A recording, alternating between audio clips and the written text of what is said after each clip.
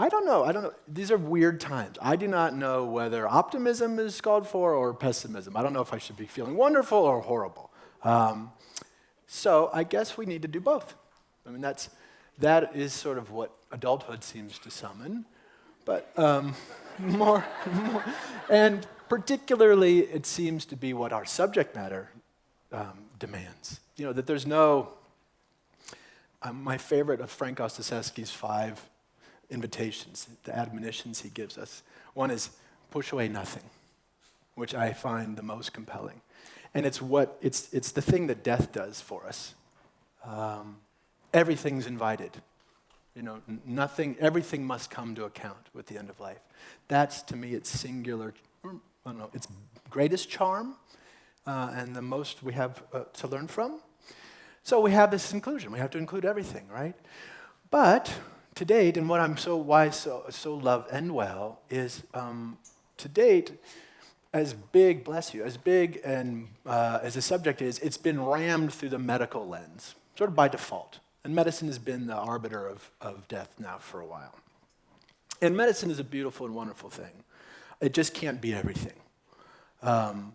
So here we are now mixing and mingling other disciplines, and that's so beautiful. This subject touches everybody, then everyone has something to bring to it. Every discipline has something to bring to it. That's beautiful. I will say, though, it's also true that working across disciplines, I think one of the reasons it doesn't happen so often is because it's actually really hard. Even though I think it sounds wonderful and very exciting to work with others and across disciplines, I have found it actually pretty difficult. In part because we have a different vernacular, different habits, customs, sort of reading the signs in one discipline is tricky in another. So I guess one lesson here is just that we need a massive respect, bless you, across these aisles. And a caution too, we shouldn't necessarily need to take things on faith. I think we have a lot to learn from one another, but that includes asking questions. Okay, so I've been, last 4 years or so, I've been out in the world, mostly just interacting with the public in a lot of ways, through public speaking and more recently through a book. And it's been really wonderful. I hope I've been listening. I've been gabbing a lot, but I think I've been listening. And what I've been hearing is that there's an unmet need that you can just feel dripping from the walls of this country. I think there's a lot of talk that we're in denial, that no one likes to look at death. Here we are all together looking at it in some level. So yeah, denial is real, but I think there's something else going on, which is this pent-up interest in this subject. And what I hear from people is this need to connect, this very basic sense of connection, that isolation is the problem. It's particularly galling when you're isolated before the subject that affects everyone.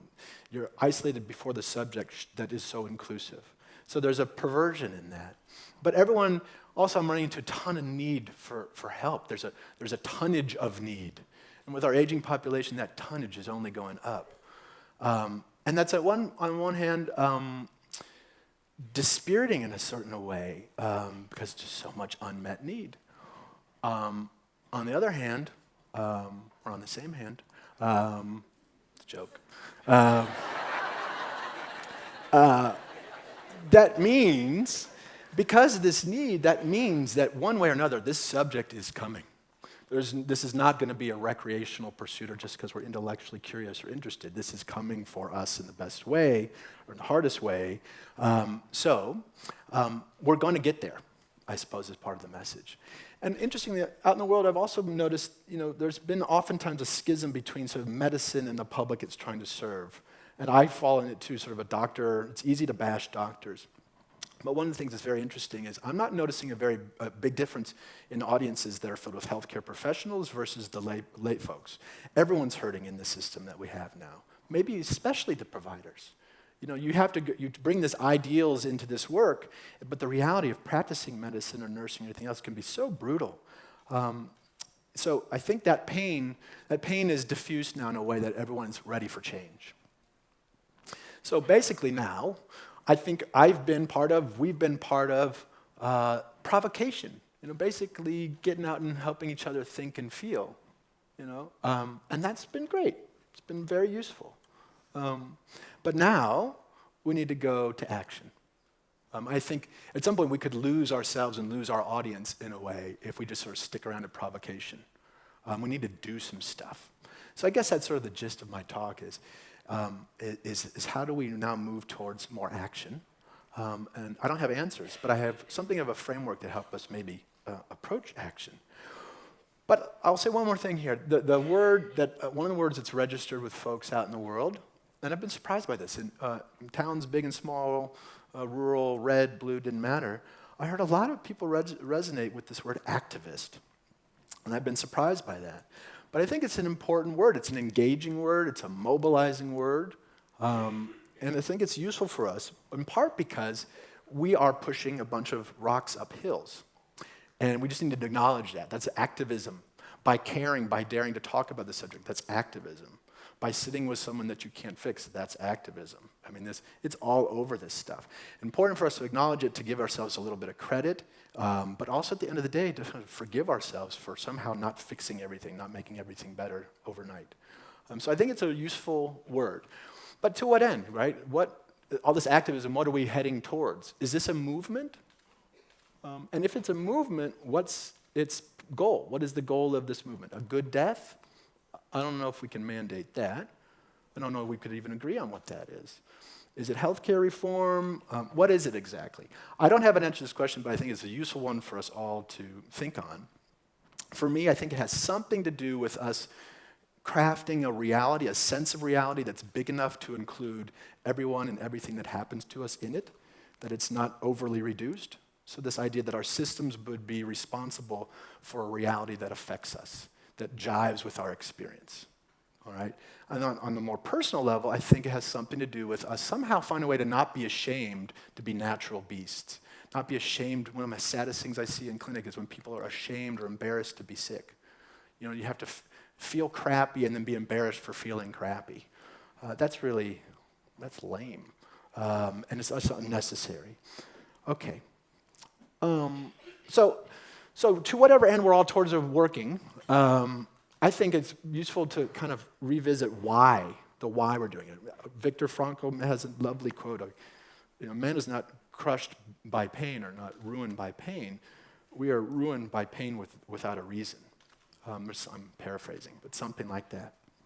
So let's think about some imperatives. These, you may have some others, but here are just a handful. One would be the ethical imperative, perhaps the greatest, the moral imperative. What is this relationship between ourselves and others? This lights up a lot in this room. I think we all know this is a very porous line.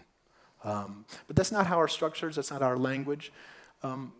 So I think it's time we revisit the social contract. That phrase, I'm not sure what the social contract is anymore. What can we expect of each other? What do we owe each other? What do we owe ourselves? That's a big question. I think if we answer it, we'd go a long way. A second would be the money, financial imperative, right? So we've got, never mind healthcare's woes, Social Security, all our safety nets are all headed for insolvency. Long-term care insurance is increasingly an unviable product. And we have some really big problems. The number one concern of people facing the end of life is it going to be a financial burden. That's the thing that they're worried about. I've met a lot of people who want to hasten their death, not because they're ready to die, but because it's too expensive to live. And they don't want to leave their loved ones with the debt. Number one cause of bankruptcy in this country is healthcare cost. 70% of those who are bankrupt have insurance. So this old idea that it's uninsured versus insured is not real anymore. Consumer imperative. So human-centric design, a beautiful concept. But in this space, it hasn't really taken root yet. Why are the patients and caregivers not in direct contact with the designers?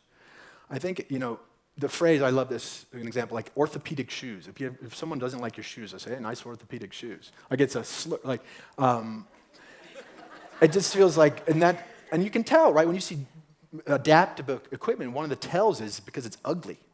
Ostensibly because if you need it, no one's going to put any effort into it on the aesthetic plane or make you actually want it or attracted to it because they can take for granted you need it. I've watched that with prosthetics shift over time. There's no reason we shouldn't love our orthopedic shoes.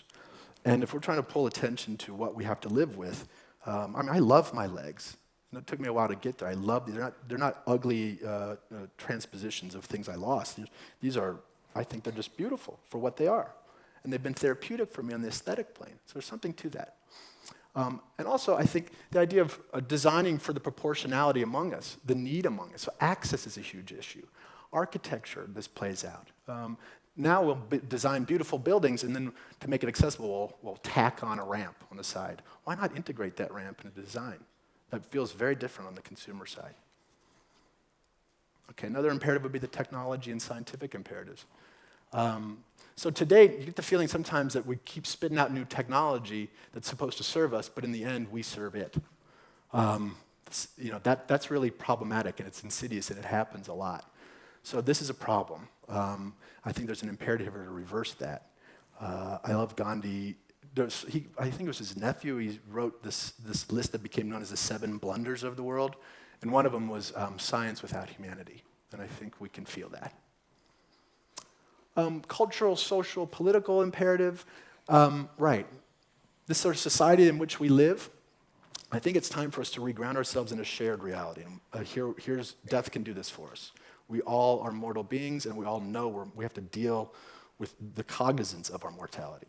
That's a great bond, and that's something we all face. Young, old, skinny, fat, whatever, doesn't much matter. So let's reground ourselves with a shared reality. And swirling around and underneath all this stuff is sort of individual imperatives, aesthetic imperatives. We are sentient beasts, right? I love my body. I'll be sad to lose my body because it feels things. That's why I like it. It moves me around. I get to sense stuff. So I think there's something to this aesthetic imperative. It's not something about being pretty. It's about something much more elemental than that. Okay. All right, so there's some imperatives and some reasons to do what we're doing. Now let's quickly cut to sort of the ways to structure some of our action. All right, I think there are 4 ways to break this down. One would be sort of in the education and training world. So healthcare, we don't have enough palliative care folks, we don't have enough primary care folks, we don't have enough geriatricians, so we need to sort of work on the doctor, nursing, social worker, chaplaincy, home healthcare aid, direct care workforce training, you name it. Outside, we need to sort of revisit that. Also, we need to revisit the informal caregiving world. As one of our speakers pointed out, 45 million informal caregivers in the country doing $500 billion worth of business that they're not getting paid for and trying to hold down a job at the same time. So what about our HR professionals, right? What about companies competing to bring talent by offering a family and caregiving benefit package around sort of training? Because we're all going to be caring for each other. So how about some basic training? How about reasonable medical leave? Teachers, this can start very young. Jess Zitter, Dawn Gross, others, we speak to school kids about death, the realities of death at a very young age. All right, that's beautiful. Those guys will age differently. We can teach grief. We can teach cycles of life. We can interrelate with nature again. Policy is another big way to activate. It's a huge piece. So we can lobby our Congress people. Some of us here, why don't you guys run for Congress on a platform of health and justice around aging well, hi Tori, about aging well and dying well.